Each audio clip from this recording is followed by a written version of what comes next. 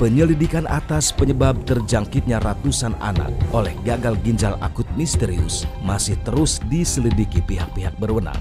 Selain melakukan pencegahan dengan mengeluarkan sejumlah imbauan untuk tidak menggunakan obat-obatan cair atau sirup pada anak sementara waktu.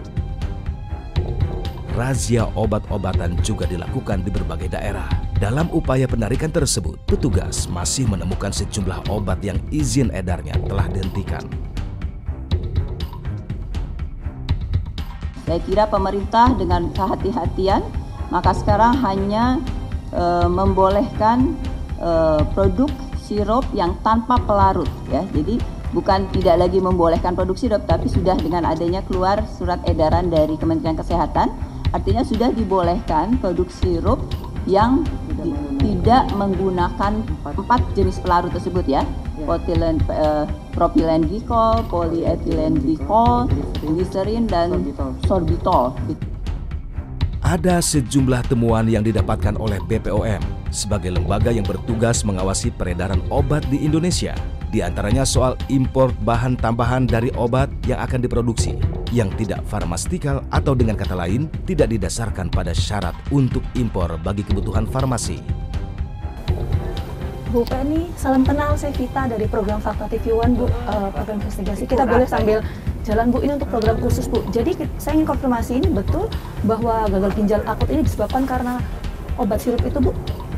Saya ingin konfirmasi dulu. Ya, gini, penyebab dari gagal ginjal akut di mana korbannya anak-anak kita yang sangat banyak ini tentunya harus dilihat satu persatu, ya, ininya ada apa, dilakukan penyelidikan lebih jauh, ya. Nah, Badan POM tugasnya adalah melihat salah satu sebab. Salah satu sebab bisa dimungkinkan adalah obat. Dan tugasnya Badan POM untuk melakukan pembuktian bahwa memang karena obat tersebut. Oke, nah salah satu dari obat itu indikatornya dari mana, Bu? Di satu sisi kami sudah mendapatkan ada obat, ya, hasil sampling pengujian ini, ada obat yang memang... Sebentar, Bu, kita stop dulu aja, Bu, boleh? Ada obat yang memang memiliki kadar yang sangat tinggi dari batasnya, ya. Jadi mempunyai kandungan pencemar yang sangat tinggi, malah bukan pencemar lagi, itu udah bagian dari komposisi yang sangat besar. Oke. Jadi ini ada bisa indikasi bahwa ini bisa menyebabkan kematian. Bu, ini yang harus saya tanyakan ke Bu Penny, Bu. Saya sempat ke lapangan, Bu, wawancara dengan korban, dengan keluarga korban gagal ginjal akut. Ini ada balita berusia 7 bulan, Bu, yang tidak mengkonsumsi sama sekali obat sirup itu. Tapi hanya mengkonsumsi ASI, kok bisa ya, Bu, yang kena gagal ginjal akut itu? Makanya saya bilang, sebabnya pasti multi cause, ya, dari setiap kematian. Badan POM adalah selalu meneliti satu-satu, ya. Pasien ini dikaitkan dengan obat, apakah mungkin iya, gitu, ya.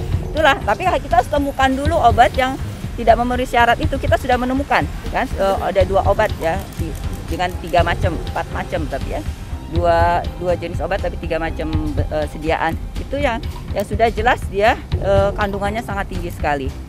Jadi tapi kemudian kita akan kembalikan lagi, ya, ke pasien yang meninggal atau sakit itu, apakah dia mengkonsumsi obat tersebut. Nah, sehingga dilihat lagi apakah mungkin ada causal relationship-nya, ya. Jadi bisa jadi ini satu obat memang tidak memenuhi persyaratan dan bisa dan dimungkinkan dengan konsentrasi yang tinggi itu membuat kematian, ya, sakit atau kematian. Tapi belum bisa disebutkan bahwa ini penyebab dari kematian seseorang atau keseluruhan dari penyakit gagal ginjal. Salah satu saja, Bu, ya. Tapi untuk makanan itu bisa jadi sumber juga, Bu. Kalau penemuan dari BPOM sejauh ini seperti apa? Apakah ditemukan juga zat pencemar di makanan begitu, Bu? Enggak, tidak ada. Tidak ada, ya, Bu, ya.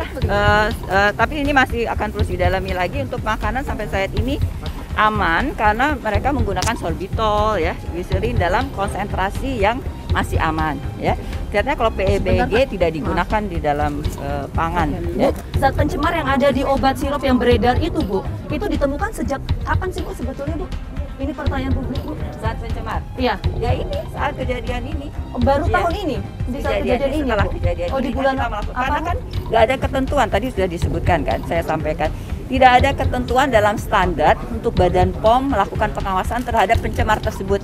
Itulah sekarang yang saya minta untuk merevisi Farmakope Indonesia sehingga unsur pencemar ini juga masuk ke dalam standar yang ada sehingga Badan POM bisa melakukan pengawasan. Jadi jangan dikatakan bahwa Badan POM tidak melakukan istilah apa tadi ya? Itu ya. Artinya pengawasan tetap terus dan Pengawasan selalu sudah dilakukan ya Bu dengan ya. kuat, hanya standarnya harus dilengkapi sehingga kita bisa mengarah pada Oke, pencemar-pencemar nah ini. Bu, tadi kan Ibu sempat dikonvers bahwa bahan pencemar itu kan dari bahan bakunya itu Bu. Bahan baku itu proses pengawasannya tanggung jawab siapa dan di mana Bu?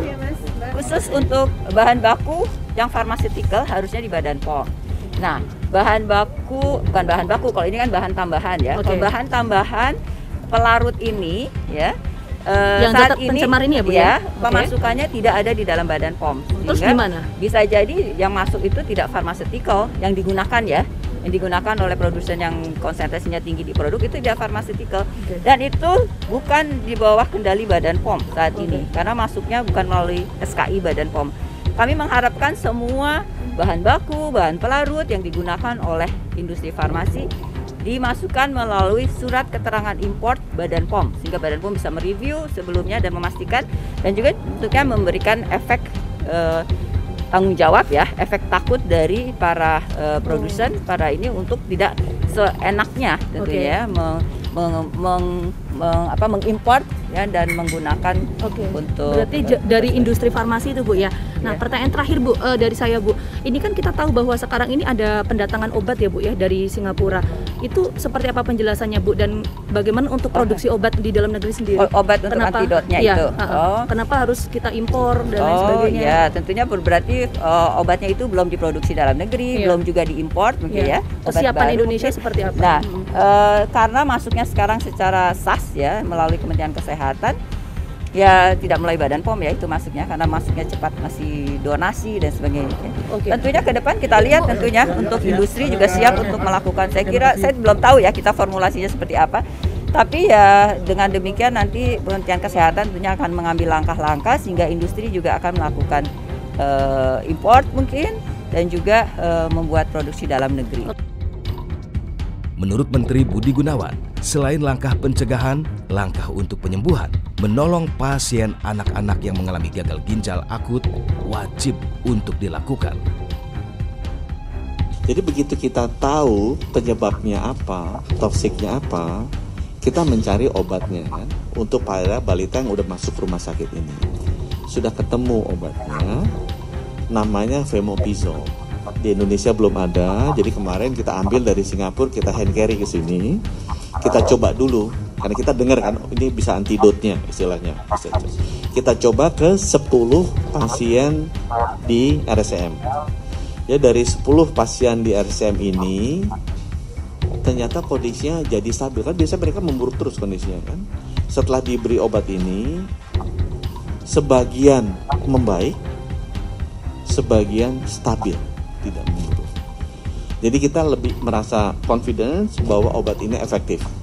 Ya, jadi sesudah obat ini efektif, sekarang pemerintah Indonesia sedang mendatangkan lebih banyak lagi supaya nanti pasien-pasien yang ada sekarang, karena kita udah tahu penyebabnya apa, itu bisa diobati. Mudah-mudahan ini nanti bisa menurunkan fatality rate-nya. Kan sekarang dari 100 yang masuk 55 wafat gitu kan, 55%. Mudah-mudahan nanti dengan pemberian obat ini yang sudah diuji coba di hari ketiga nih sekarang di RSCM bisa nanti menurunkan. Jadi selain kita cegah sumber penyakitnya, kita juga melakukan terapi dari sisi obat-obatan.